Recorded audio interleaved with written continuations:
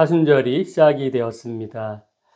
더욱더 우리의 삶이 경건하고 거룩해지도록 항상 기도하고 예수 그리스도의 은혜와 사랑을 구하고 체험받는 믿음의 귀한 생활이 되시기를 주님의 이름으로 축원합니다. 내 기준을 버리고 하나님 기준으로 사랑한다는 것이 쉽지 않아서 우리에게는 그것이 늘 숙제입니다.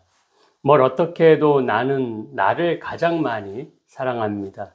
우리 개개인은 사실 그렇게 사랑할 만큼 소중한 존재입니다. 내가 소중하기 때문에 나 자신을 사랑하는 것은 사실 정상입니다. 그러나 제대로 된 참 사랑을 하려면 하나님 기준으로 사랑해야 합니다. 하나님을 사랑하기 위해서뿐만이 아니라 나 자신을 위해서도입니다. 다른 것은 몰라도 사랑은 하나님께 배워야 합니다. 그래서 하나님을 사랑해야 하나님의 사랑을 배울 수가 있는 것입니다. 하나님을 사랑해야 참 사랑을 배울 수 있다는 말이 어떤 수수께끼 같이 들릴 것입니다. 앞으로 이 명제를 과제로 삼고 이해가 될 때까지 우리는 믿음 생활을 해야 하는 것입니다. 그 전에 나 자신을 한번 해결하고 넘어가야 합니다. 나를 잘 알아야 합니다. 나를 잘 알아야 나를 사랑하는 것, 나를 아름답게 만드는 것을 제대로 할 수 있기 때문입니다. 그러나 우리는 내 기준으로 살아왔기 때문에 나를 잘 안다라고 생각을 합니다. 뭘 나를 더 알아야 될까 이런 생각을 하게 되죠. 나를 더 이상 알 필요 없다라고 생각을 하게 됩니다. 그런데 정말 나를 내가 가장 잘 압니까? 예전에 TV 방송에 대국민 토크쇼 안녕하세요라는 전 국민의 고민을 다룬 방송이 있었습니다. 여기에 등장하는 고민 유발자들은 모두가 자신이 고민 유발자인 것을 이해 못한다는 반응이었습니다.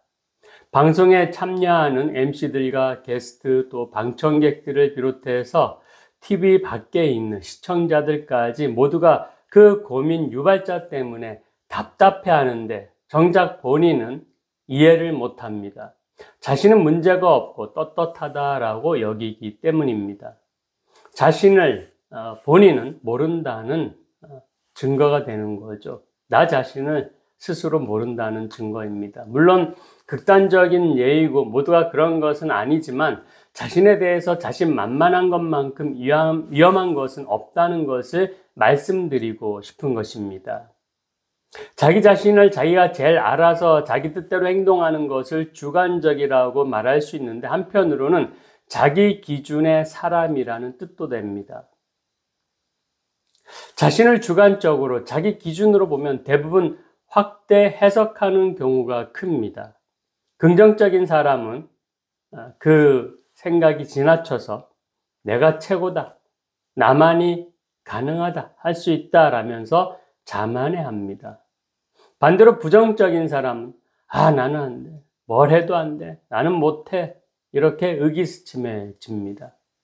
그래서 자기 기준으로 판단하거나 행동하는 것은 많은 실수와 오류를 범할 소지가 큽니다. 그래서 이것을 방지하기 위해서 자신을 객관화시켜서 바라볼 필요가 있습니다. 다른 사람, 즉 제3자의 눈으로 나를 바라보게 하는 훈련이 필요합니다. 안녕하세요 방송처럼 방청객들이 고민 버튼을 막 눌러서 당신이 잘못하고 있는 거야 라는 것을 객관적으로 알게 할 필요가 있다는 것입니다. 이것을 나 스스로 할 수만 있다면 자신의 성격의 그 장단점, 또 잘하는 것과 못하는 것, 재능, 은사 등을 파악해서 겸손해지거나 또는 자존감이 높아져서 아름다운 삶을, 인생을 사는데 도움을 줄 수 있을 것입니다. 오늘은 사순절 첫 번째 주일입니다. 사순절은 주님의 고난을 기념하는 절기입니다. 주님의 고난 앞에서 나를 돌아보기가 가장 좋은 그러한 시간이 될 수가 있습니다. 나의 기준에서 떨어져서 제3자의 눈으로 주님의 고난에 나를 대입해서 나의 어떤 모습에서 주님이 고난을 당하게 된 이유가 있는지를 찾아볼 수 있게 하는 훈련 기간이 되기도 하기 때문입니다. 그러면서 나의 모습이 내적으로 정신적 또는 영적으로 성숙한 변화를 가지게 되는 것입니다. 이 변화는 무엇입니까? 내가 점점 더 하나님과 가까워지고 예수님께 더 가까이 나아가게 되는 것입니다. 그러므로 사순절의 목적은 주님께 가까이 나아가는 것입니다. 그동안 주님과 멀어졌던 것을 청산하고 잠시나마 게을리했던 나의 신앙을 돌아보고 주님을 닮아가는 노력을 다시 하는 것입니다. 그래서 절제하고 기도하고 금식하는 것이지 절제와 금식과 기도가 사순절의 최종 목적이 되는 것은 아닙니다. 최종 목적은 그리스도를 닮아가는 아름다운 사람이 되는 것입니다. 그래야 사순절이 끝나고 맞는 부활절은 진정한 나의 부활로 경험되고 그래서 감격해하고 기쁨이 넘쳐나게 되는 것입니다. 이번 사순절은 나를 제3자의 눈으로 돌아보는 그러한 절기가 되기를 부탁드립니다. 그렇게 나를 바라볼 때, 제대로 볼 때 한층 더 아름다운 사람으로 성장해 나아갈 수가 있습니다. 사순절은 주님의 아픈 눈으로 나를 바라볼 수 있는 아주 좋은 기회인 줄을 믿으시기 바랍니다. 나를 제대로 본다는 마음으로 저를 생각하니 로마서 7장 24절이 떠오릅니다. 오라 나는 곤고한 사람이로다. 이 사망의 몸에서 누가 나를 건져내랴. 제가 개척 초기에 또는 힘들고 어려운 그러한 생활을 보낼 때에 많이 흥얼거렸던 성경 구절입니다. 모든 상황이 제 마음대로 안 되고 답답한 상황이 많았습니다. 그럴 때마다 원망도 불평도 많아졌습니다. 그러면서 오라 나는 곤고한 사람이로다 하고서 혼자 중얼중얼거렸습니다. 오라 나는 곤고한 사람이로다. 저는 뜻대로 안 될 때마다 곤고한 사람이었습니다. 이 곤고하다는 사전적 의미를 보면 형편이나 처지가 괴롭고 딱하다는 뜻이 있는데 새 번역 성경에는 비참하다라고 번역이 되어 있습니다. 믿음의 수준이 그 정도뿐인 저는 하나님 앞에서 비참한 사람이었던 것입니다. 오라 나는 비참한 사람이로다. 목회가 잘 안 되고 뭔가 뜻대로 안 풀리고 그런 문제 앞에서 나는 비참한 사람이로다 라고 중얼거렸던 것이죠. 물론 바울 사도는 저와 다른 의미로 고백을 하는 것입니다. 하나님의 법을 즐겁게 지키는 속사람이 육신의 다른 법과 싸우고 져서 죄의 포로가 되자 나는 오늘도 죄에 지고 말았다. 나는 참 비참한 존재다. 창피하다. 이렇게 탄식을 합니다. 오늘날 성인이라 불리는 바울 사도도 제 문제를 해결하지 못하는 존재라고 자신을 겸손히 그렇게 고백했던 것입니다. 착하게 살고 싶은 마음이지만 이를 방해하는 죄로 인해 결국 사망의 몸이 되고 마는 것이 바로 우리입니다. 죄에게서 멀리 떨어질 수 없는 우리는 바울 사도의 탄식처럼 누군가 죄에서 구원해 주기 전까지는 희망 없이 그렇게 살 수밖에 없습니다. 그래서 그 유명한 단테는 지옥의 입구에 여기 들어오는 너희들은 모든 희망을 버릴지어다 라고 써있다라고 말을 했습니다. 제 문제가 해결되지 않는 한 나의 능력이 뛰어나든 내가 부자로 잘 살든 이 세상에서 많은 공적을 세웠든 그와 하나도 아무 소용이 없습니다. 우리는 죄의 본질을 가지고 있기 때문에 교만하고 겸손하지 못합니다. 이러한 사실을 아는 우리는 낮아질 수밖에 없는 연약한 존재임을 깨달아야 하는 것입니다. 그런 면에서 시편 51편 5절은 우리의 본 모습을 제대로 알려줍니다.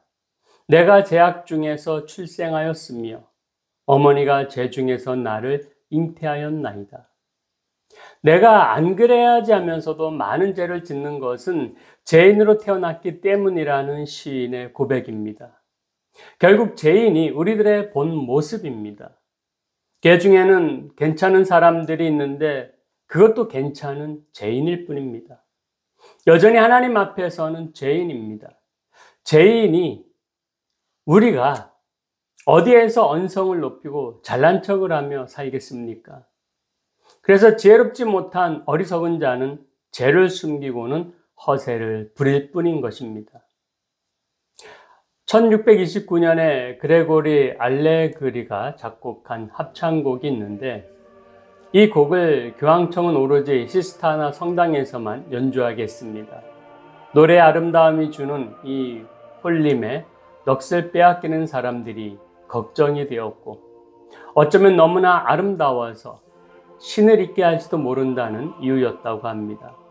하나님을 찬양하지 못할 것 같다라는 걱정이 들었다는 거죠. 그리고 악보 유출을 막기 위해서 성가대원들에게 해당 부분만의 악보만을 나누어 주었고 연주가 끝나면 악보를 바로 걷어갔다고 합니다. 그러나 끝까지 이 곡을 숨길 수가 없었습니다. 교황청의 철저한 보안을 해킹해버린 사람이 있었으니 바로 모차르트였습니다. 14살의 모차르트는 시스타나 성당에서 이 곡을 한번 들은 뒤에 그대로 외워서 악보를 그려냈다고 합니다. 이 모차르트의 천재성에 감탄한 교황청은 모차르트를 처벌하지 않고 오히려 훈장을 수여해서 격려했다고 합니다. 이 위대한 금지곡의 이름은 미제레레입니다. 미제레레. 다윗이 지은 시편 51편에 선율을 붙인 합창곡입니다. 그리고 순환절에 금요일마다 그렇게 연주를 했다고 합니다. 시편 51편은 부제목이 다윗이 밧세바와 동침한 후 선지자 나단이 그에게 왔을 때 지은 시라고 쓰여 있습니다. 우리가 잘 아는 것처럼 위대한 다윗 왕이 생애 가장 큰 오점을 남긴 죄를 지은 내용입니다. 다윗은 충실한 부하였던 우리아의 아내 밧세바를 취한 뒤 그녀를 간음죄에서 구하고자 자신의 아내로 만들기 위해서 사악한 음모를 꾸며 그가 우리아가 전쟁터에서 비참하게 죽게 만들었습니다. 하나님과 합했던 그러한 자가 한순간에 하나님과 멀리 떨어진 그러한 안타까운 상태에 이르자 하나님은 선지자 나단을 통해서 다윗을 야단칩니다. 어찌하여 네가 여호와의 말씀을 업신여기고 나 보기에 악을 행하였느냐? 칼이 내 집에서 영원토록 떠나지 아니하리라. 하나님의 꾸짖는 소리에 비로소 다윗은 자신의 죄를 깨닫습니다. 너가 잘못한 거야 라는 이 다수의 고민 버튼 소리가 들렸던 것입니다. 네가 잘못한 거야. 네가 고민 유발자야. 사람은 죄를 지으면 죄를 숨기고자 합니다. 어떻게든 감추려고 하고 그것을 위해서 또 다른 죄를 짓게 됩니다. 그것은 자신을 자기 기준으로 바라보고 합리화시키기 때문입니다. 자기 기준으로 죄를 보면 죄가 아닙니다. 그저 한순간의 실수이거나 어떤 상황 때문에 일어난 어쩔 수 없는 결과였다는 것입니다. 죄에 대해 책임을 내가 아닌 다른 사람이나 상황으로 돌리게 됩니다. 혹은 죄를 인정하더라도 나는 가해자가 아닌 피해자라고 합니다. 내 입장에서 죄와 그 결과를 보면 별것 아닌 것, 그럴 수도 있는 것, 어쩔 수 없었던 것들이 됩니다. 지극히 자기 기준의 주관적인 입장으로 말하는 거죠. 생각하는 거죠. 상담가이자 설교가인 폴 트림 목사님은 이것을 자신의 작은 왕국에 사는 것이라고 표현을 했습니다. 다윗이 죄를 지을 때 그는 자신의 작은 왕국에 살았습니다. 그 왕국은 다른 사람의 아내를 취해도 괜찮았고 다른 사람을 죽음으로 몰고 가도 괜찮은 왕국이었습니다. 그렇다고 간음이나 탐욕, 살인을 다윗이 평소에 괜찮다고 생각했던 것은 아닙니다. 나단 선지자가 비유로 그 부분을 진척했을 때에 다윗은 하나님의 왕국이 아닌 자신의 작은 왕국에 살아서 자기 입장과 자기 기준으로 판단하고 행동했음을 깨닫게 된 것입니다. 그때서야 자기 기준에서 벗어나서 자신을 보게 된 것입니다. 아, 내가 나만의 작은 왕국의 왕이었구나. 우리 또한 죄를 짓는 순간 우리 자신의 왕국에 들어갑니다. 그 왕국은 나를 위해 존재하고 내가 원하는 것을 할 수 있고 가질 수 있는 곳입니다. 그래도 괜찮은 곳입니다. 불평할 수 있고 짜증 낼 수 있습니다. 화를 낼 수도 있고 욕심을 부릴 수도 있습니다. 책임을 미루고 게으를 수도 있는 곳입니다. 거짓과 속임수도 어느 정도 허용되는 빡빡하지 않은 곳입니다.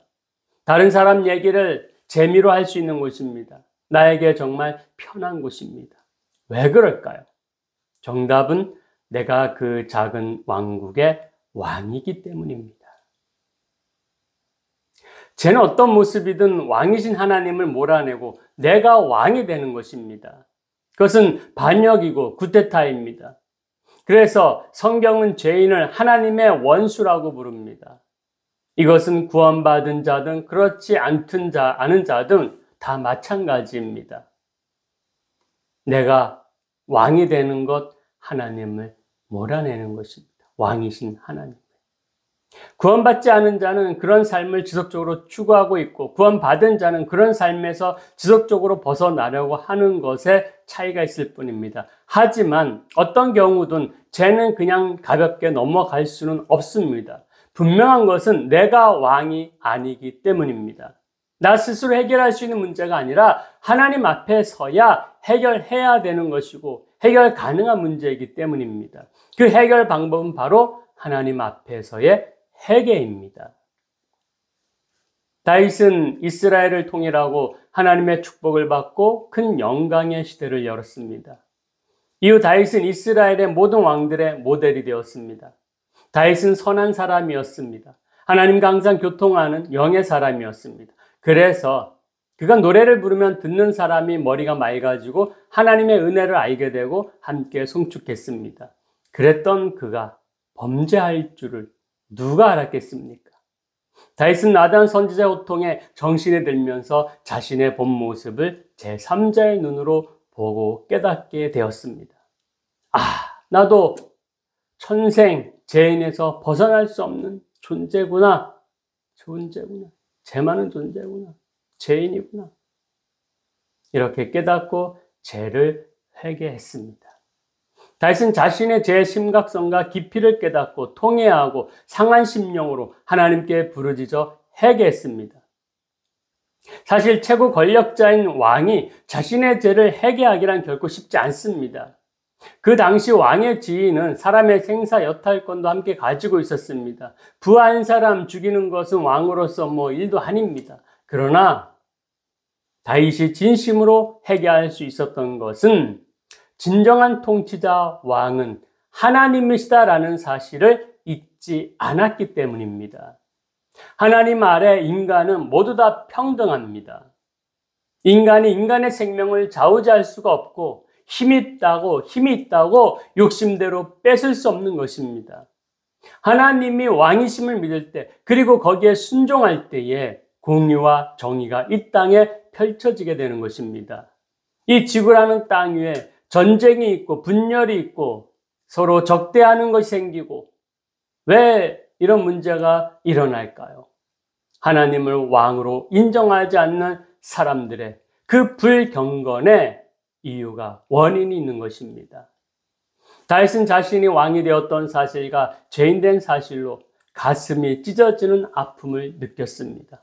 바울 사도처럼 오라 나는 곤고한 사람이로다. 이 사망의 몸에서 누가 나를 건져내랴. 가슴을 치면서 처절하게 얘기했습니다. 내가 죄악 중에서 출생하였고 어머니가 죄 중에서 나를 잉태하였나이다. 나는 천생 죄인입니다. 더욱 처절하게 부르짖습니다. 제발 나를 주 앞에서 쫓아내지 마시며 주의 성령을 내게서 거두지 마소서. 죄인으로서 죽는 것보다 더 참을 수 없는 마음은 하나님께 내쫓김을 받아서 하나님과 상관없는 존재가 되는 것입니다. 그래서 더욱 용서를 간절히 빌었던 것입니다. 주의 구원의 즐거움을 내게 회복시켜 주시고 자원하는 심령을 주사 나를 붙드소서. 제발 용서해 주십시오. 하나님께로부터 모르는 자가 되지 않기를 바랍니다. 원합니다. 제발 용서해 주십시오. 구원해 주십시오. 다윗은 하나님을 사랑하는 마음이 그만큼 하늘만큼 땅만큼 컸던 것입니다. 다윗은 다시는 죄를 범하지 않기 위해서 시편 51편을 써서 성전 찬양대원들이 부르게 하고 이스라엘 백성들이 알게 합니다. 이 정도면 다시는 같은 죄를 반복하지 못할 것입니다. 이것이 회개입니다. 다시는 죄를 짓지 않겠노라. 자신의 가장 부끄러운 치부가 드러나는 것은 정말 부끄러운 것이죠. 보통 왕이라면 자신을 높이고 찬양하는 노래를 만들어 부르게 할 건데 자신의 치부가 드러나는 사건을 노래로 부르겠다는 것은 철저히 회개하는 모습입니다. 더 이상 죄와 타협할 수 없게 만든 것입니다. 결국 다윗은 진심으로 회개하고 죄를 드러냈을 때에 손가락질을 받은 것이 아니라 하나님과 모든 사람들로부터 용서를 받았을 뿐 아니라 자신도 치유받았습니다. 아름다운 하나님의 사람으로 인정을 받았습니다. 하나님의 아름다운 사람들은 티끌만한 부끄러움도 없는 사람이 아니라 티끌만한 죄도 인정하고 하나님께 진심으로 회개하고 사람들로부터 용서를 구하는 사람입니다. 이런 사람을 하나님은 기뻐하시고 다윗에게 주신 은혜와 사랑을 오늘날 참여하는 우리에게도 동일하게 주실 줄로 믿습니다.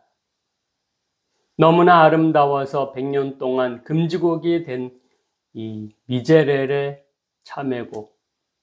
들어보면 천상의 소리처럼 들리지만 참회곡인 만큼 가슴을 후벼 파는 아픔을 느끼게 합니다. 제 문제를 해결하고자 하는 간절함의 근본은 하나님의 사랑에서 멀어질까 하는 처절한 두려움입니다. 하나님을 사랑하는 마음이 크기 때문에 드러나는 고통입니다. 그래서 참회곡 미제렐에는 죄로 인한 고통을 하나하나 건드리지만 사랑이 담겨 있기에 아름답습니다. 아름답지만 아픕니다. 또 아프지만 아름답습니다. 여러분, 사랑으로 회개하는 아름다운 인생이 다 되시기를 주님의 이름으로 축원합니다. 기도하시겠습니다. 사랑이 많으신 하나님, 저희들은 천생 죄인입니다. 참으로 이 땅에 살아가기에 곤고한 존재입니다. 이 죄 많은 인생을 어떻게 해야 하겠습니까? 회개해야 합니다. 우리가 회개해야 하는 것은 나의 죄가 사라지는 것보다 나와 하나님의 관계가 멀어지는 것이 두려워서 그만큼 하나님을 사랑하기에 하나님과 멀리 떨어지거나 하나님이 나를 모른다라고 하실까봐 그것이 두려워서 하나님 앞에 회개하는 것입니다. 그때 죄의 문제는 해결되고 우리 하나님께서는 자비와 은혜를 베풀어 주셔서 용서하시고 구원하여 주실 것입니다. 주님, 하나님 앞에 온전히 엎드려 하나님의 구원을 찬양하는 죄를 되게 하여 주시옵소서. 아프지만 아름다운 하나님의 그 사랑을 저희들이 찬양하게 하여 주시옵소서. 감사드리며 거룩하신 예수님 이름으로 기도드리옵나이다. 아멘.